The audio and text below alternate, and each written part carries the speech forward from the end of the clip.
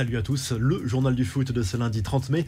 Les nouvelles confidences de Neymar à propos de son avenir. Sous contrat jusqu'en juin 2025, le Brésilien a assuré qu'il voulait poursuivre son aventure avec le Paris Saint-Germain. Pas question de départ, contrairement à ce qu'il s'est dit dans la presse ces derniers jours, notamment pour le quotidien L'Équipe. Il veut gagner encore des titres, offrir la Ligue des Champions au Paris Saint-Germain et pourquoi pas la saison prochaine remporter la Coupe du Monde avec la Seleção. C'est son rêve.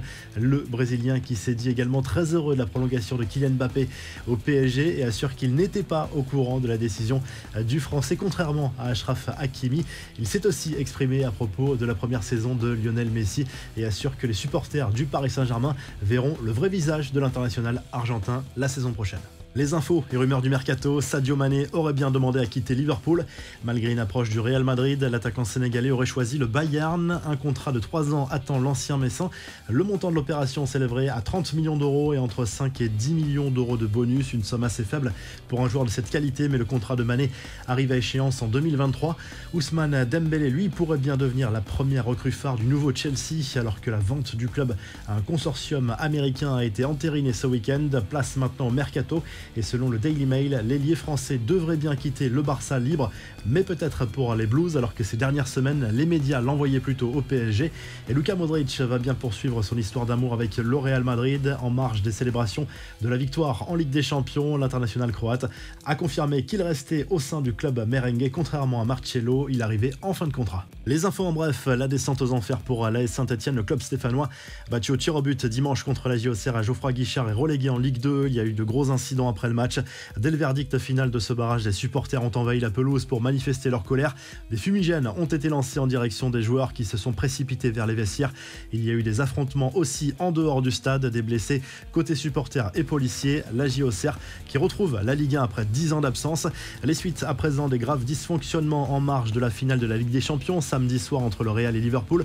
Des problèmes de faux billets, des affrontements liés à la pagaille. Une réunion a eu lieu ce lundi matin pour commencer à déterminer les responsabilités de chacun, la police, les services de sécurité privés, l'UEFA ou les supporters, chacun se renvoie la balle. La fête à Madrid a été belle, forcément pour fêter ce 14e sacre du Real en C1.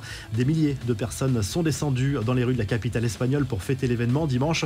En revanche, des chants anti-Kylian Mbappé ont été entendus, des insultes inadmissibles alors que le Real fêtait un trophée. Ce week-end déjà à Paris, les supporters madrilènes ont été aperçus avec des maillots au message explicite. Du côté de Liverpool, malgré la défaite, les joueurs ont été célébrés comme il se doit par des milliers de fans. C'est le genre d'image que l'on aime. Les Reds ont remporté la Cup et la Coupe de la Ligue anglaise cette saison.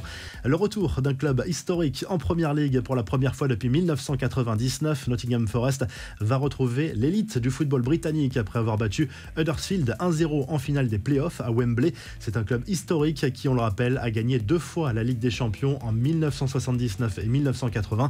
Et puis coup de chapeau aux Lyonnaises, sacrée championne de France quelques jours après leur victoire en Ligue des Champions contre le Barça. Victoire 1-0 de l'OL cette fois face au PSG pour un 15e titre dans l'histoire du club.